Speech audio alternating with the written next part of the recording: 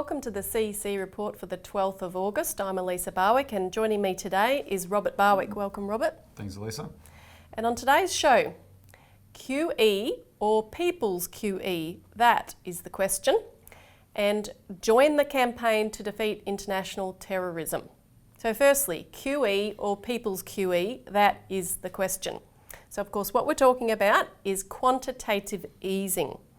And of course, since the 2007-2008 GFC, the global financial crisis, that was the main method of trying to rectify the bankrupt situation of the world's largest too big to fail banks. It means the central banks issued money, created money, you could say printed money, and gave to the world's banks to try and get the system going again. And in recent times it's become very clear that that has failed. It has not worked whatsoever. They've come up with different approaches to bail in banks rather than actually bailing them out. So the depositors' funds and bondholders' money would be confiscated. That really hasn't worked. And in fact, Italy was forced into a bailout of a major bank, Monte Paschi di Siena, last week, in any case, because it was quite clear that bail-in was not going to cut it. But in any case, the Bank of England has announced this week a new program of quantitative easing. And that has involved a 0.25% cut to interest rates, which are now 0.5%, and new injections of money into the central banks of £170 billion. And by the way, the growth forecast that they made for the UK this year is only 0.1%, so it's basically zero growth, basically. So that £170 billion comes on top of the £370 billion that the Bank of England has already issued in quantitative easing since 2008, which that didn't work, and they think another £170 billion on top of that might. And of course, this is coming about because the situation in the Eurozone is disastrous. One of the other realities is that the LIBOR interest rate, which is the London offered bank rate, which is the rate at which banks trade between one and another, so the interbank lending rate, has reached its highest level since early 2009, which was when all interbank trading basically seized up and stopped for some time after the GFC. And this is a real sign, Elisa, that there is a as we said in a press release, a banking storm brewing in Europe that's going to have consequences just like Lehman Brothers in 2008. And the stock markets, especially Australia and the United States, are in absolute la-la land because they're at record highs as if none of this is happening, even though and they know that the Lehman Brothers precedent in 2008, what's happening around Deutsche Bank especially, which is this black hole of debt and derivatives in the European banking system, and which has put the whole European banking system at risk, is really, really alarming. And that's why these actions are being taken, yet the people in the stock markets in our country, in the US, are just carrying on regardless, as if they're partying on the Titanic, right? And of course, new quantitative easing is going to make the whole situation worse. Central banks and governments have just been swamped with debt since 2008 because of QE. We put together new figures on this where the Federal Reserve, the European Central Bank, the Bank of England and the Bank of Japan have taken $16 trillion onto their own books from private banks since the GFC. They now own a quarter of all government debt in the world and have dragged a third of all US, European and Japanese government debt into negative interest rate territory. The other side effects of quantitative easing have been that the largest banks have reduced their lending into the commercial economy, so none of that money is flowing through into the real physical economy. The banks instead have increased speculation using government bonds, which are issued as quantitative easing, as collateral in order to expand their speculative practices, including things like derivatives, which are super risky. And yet QE continues to expand at around $2.4 trillion per year, which is higher at any point, I might add, than since 2008. Now there is, of course, an alternative, And that has been proposed by the Labor Party in the United Kingdom, and they call it People's Quantitative Easing. The call was originally made by the new leader of the Labor Party, Jeremy Corbyn, and by his Shadow Chancellor of the Exchequer, John McDonnell, late last year. And we actually put out a video on this subject, which you can go to our website and watch. It's called People's Quantitative Easing, the principles behind it. Mm-hmm. And just recently, Corbyn has been campaigning around this in their race to pre-select or to choose their leader. We'll go into that a little bit more later. But John McDonnell pledged, this is what he said about it just in the last week or so. He said, on coming to power, Labor will set up a national investment bank and a network of regional banks whose aim is to mobilise £500 billion into the economy and transform Britain. And they're calling this a new economic model for British prosperity. So can you explain, Robbie, how this kind of approach would work? Yes, well, first of all, quantitative easing, which hasn't worked, is predicated on letting the free market do the job. So all the governments do, well, all the central banks do, that with the authority of governments, even though they're independent and the governments have no say over them, all the central banks do is pump the money out there and give it to the banks. And it's up to the banks to follow market principles, chase the biggest profit, to make right? money, yeah. And that they somehow thought that those gangster banks that caused the crisis would turn around and start saying, hey, let's improve the economy again. Well, people's quantitative easing is taking the initial action, the creation of the money, that's good, but let the government do it by issuing the money into an investment bank that the government owns and controls. And that's job is not to worry about a free market, worry about the things that the economy needs, especially what? Infrastructure, right? And it doesn't matter if you're a developed economy like the United Kingdom, there's a massive infrastructure deficit, there's a lot of upgrading that needs to be done, and this $500 billion would transform the northern regions of England, like around Manchester, all these industrial areas that have been in severe decline. And remember, when this kind of money is spent, it's seed money, right? So other money, private money, then flows in afterwards. The idea that private money would flow in first is always a furphy. But you put in $500 billion into real infrastructure. Now, what will the infrastructure do? Just take infrastructure per se. There's no real physical infrastructure that doesn't involve steel. And the big industrial crisis in the UK at the moment is they're about to lose their steel industry. And they pioneered the steel industry, them in the United States. So they could revive that industry on the back of this and a whole host of other industries, right? That's what McDonnell and Corbyn are talking about. And it's not just, and there's soft infrastructure, there's housing, there's 1 million houses because there's a huge housing crisis in the UK. All these things can be done with this money. And infrastructure transforms, in turn, the productivity of the economy, businesses and so forth can operate much more efficiently. We describe it as taking the economy to a higher platform. Mm-hmm. From a lower platform onto a higher platform, everything works better. Exactly. Now, this essentially is the same principle behind national banking. Well, so we've been promoting this policy, specifically this policy, for 20 years, more than 20 years in Australia through the CEC.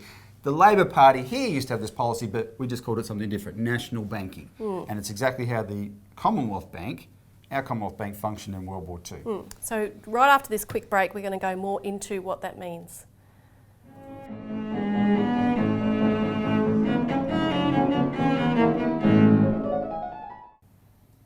Welcome back to the CEC Report, where we're discussing quantitative easing versus people's quantitative easing. And as we just mentioned, people's quantitative easing is essentially, it follows the same principles as national banking, and it's oriented to funding the real economy to uplift the people. Now, just on the subject of nationalisation, we've been talking in recent shows about the crisis, the really dire crisis in Deutsche Bank, which is the bank which has the most derivatives of any in the world. It is completely interconnected to all the other too big to fail banks. It's been described as the IMF as potentially the riskiest bank in the world. And it's got political connections to the Australian government, because the Energy Minister, Josh Frydenberg, is a former Deutsche Bank executive, and our former Treasurer, Joe Hockey, his wife, was a superstar Deutsche Bank trader on a global stage. And that gave that bank quite a bit of influence in the Australian government. So it's an unsolved problem, is Deutsche Bank, and everyone knows it could bring the entire global financial system down.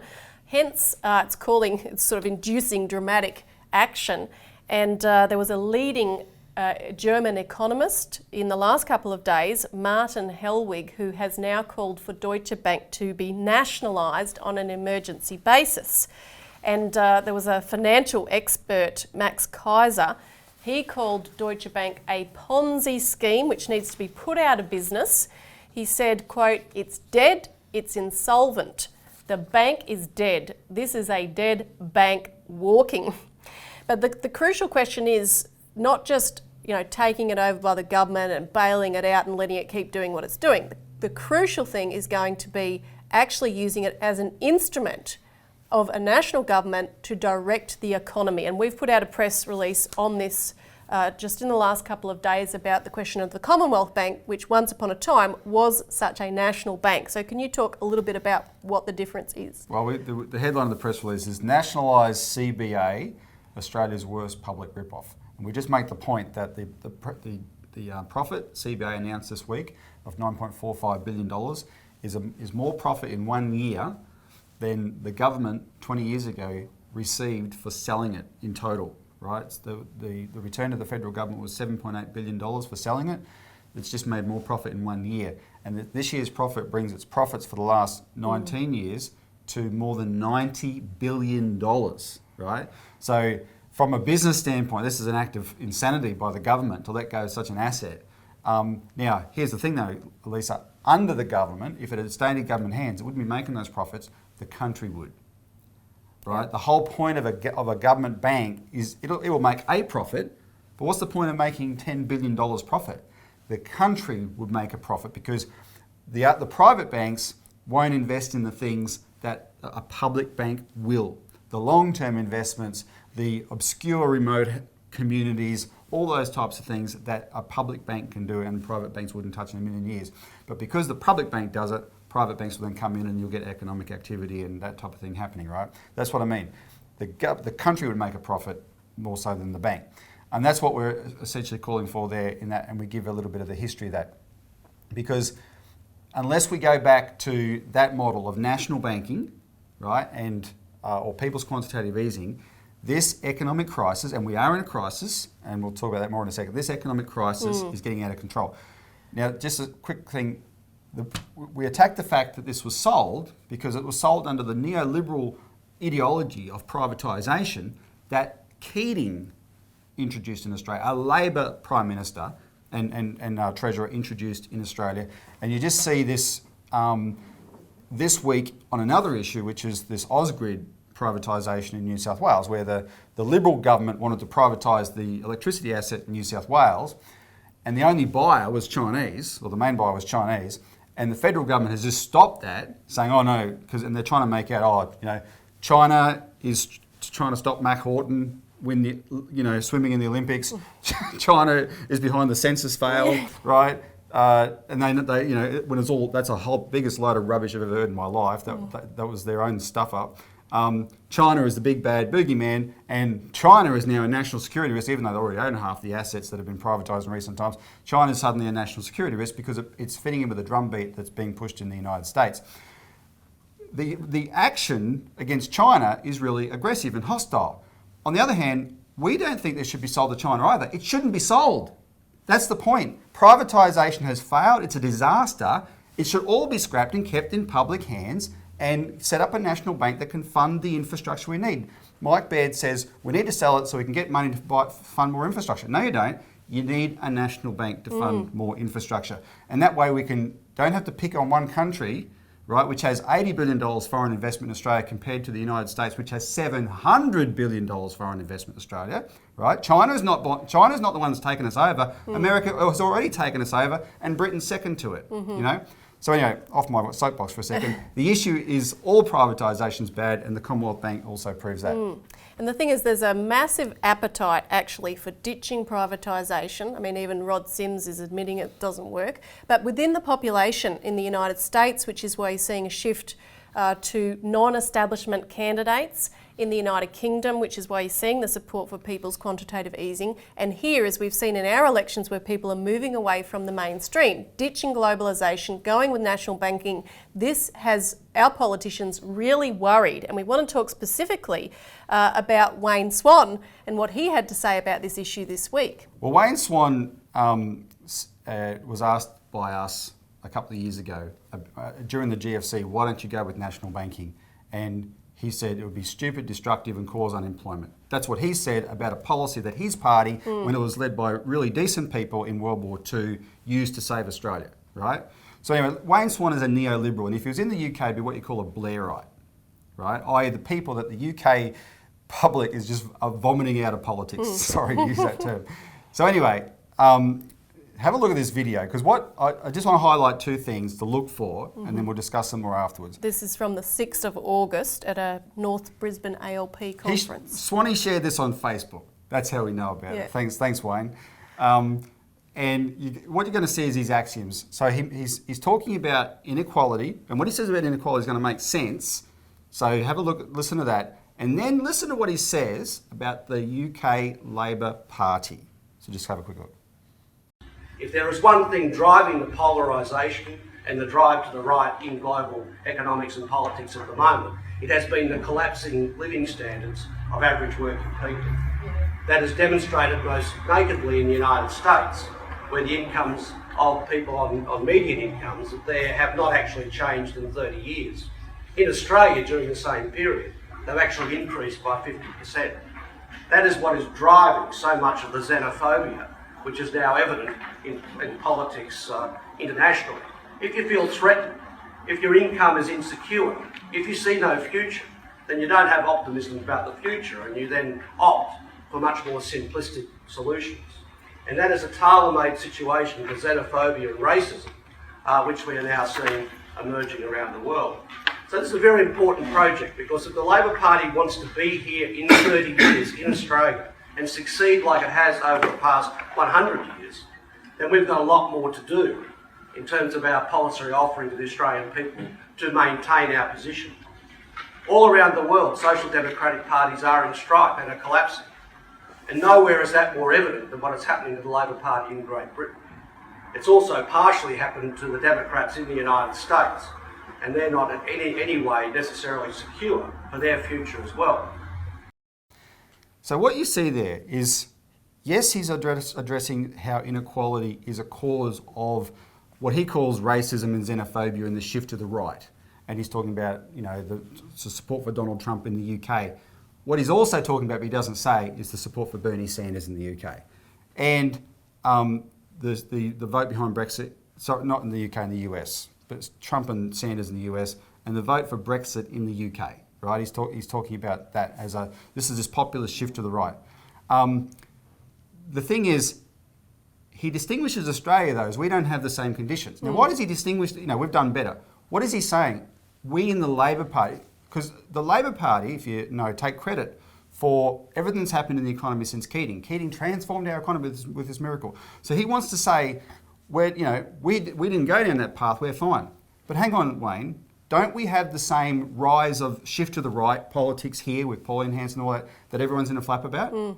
How do you explain exactly the same political phenomenon if we don't have the same conditions? Well, the fact is we do have the same conditions. He chooses statistics which are rubbish.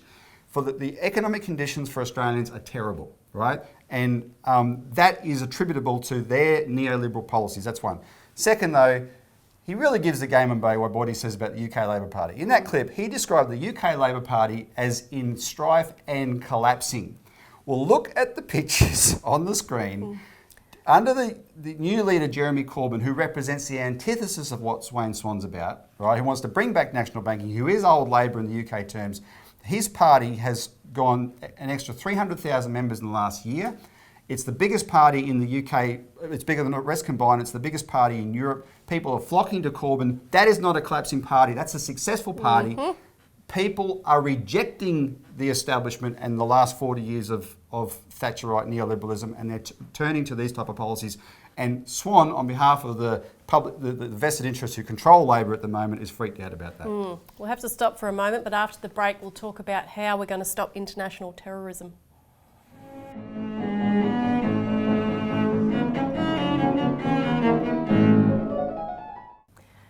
Welcome back to the CEC Report. Join the campaign to defeat international terrorism.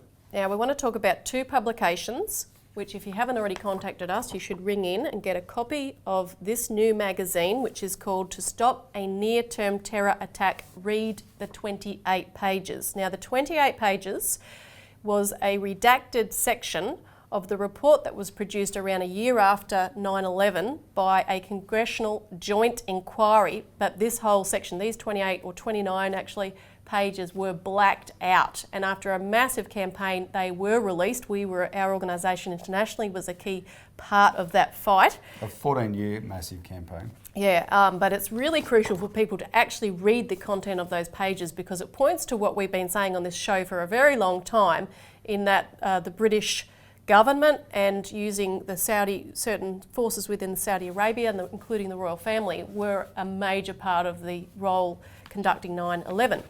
Now, the other report is in this week's Australian Alert Service, which you can also get a copy of, and it is a review of sorts of a book by a British journalist. This was written in 2010. The journo's name is Mark Curtis, and the book's called Secret Affairs, Britain's Collusion with Radical Islam. Can you give us a bit of an idea of what is in this book, Robert? Well, as we describe it in this, in the feature in the Alert Service that people can get a copy of, Elisa, this book reads like a dossier of charges that should be read against the British government in a court of law. And we excerpt chunks of chapter 16, which is called which is on the subject of Londonistan, a green light to terrorism. And what it goes through is what it is the reason, it proves the reason that the 28 pages were covered up, and also that in 2006 Tony Blair shut down a British investigation by the Serious Fraud Office into an arms deal between the British government and BAE Systems and the Saudi government. Because what they were protecting in both cases is not the Saudi role in terrorism, but the Anglo-Saudi role in terrorism, with emphasis on the Anglo. So in this book, Curtis goes through instance after instance after instance of the British government knowingly it had a policy of letting terrorists operate freely in the UK as long as they didn't commit attacks on UK soil. This was called a covenant of security. The covenant of security. And they were the world's worst terrorists. They were murdering people all over the world. Their governments were lobbying to have them extradited back, and the British refused. This even continued after 9/11, right? And there's a case there where the MI5, what got really dicey is the covenant was broken on 7/7 in 2005 with the subway bombings in London. The bombers had been eavesdropped on by MI5 3 years earlier in 2004, heard plotting an attack against the Taliban, and they said, well, they're not attacking Britain, so we're not going to worry about it, even though British soldiers were fighting the Taliban at the time. Then Curtis goes through how this is actual policy, and it's long been policy for decades by the British, many decades. They've always used terrorism as part of their divide and rule policy, and he goes through the history of that. This is explosive, and it just illustrates why this campaign we're on to get everyone to read the 28 pages in this pamphlet and reopen the Al Yamama investigation is so important if we're going to defeat terrorism. So call in to find out more. And thanks for tuning into the CEC Report. Thanks, Robert. Thanks, Elisa. And join us again for the CEC Report next week.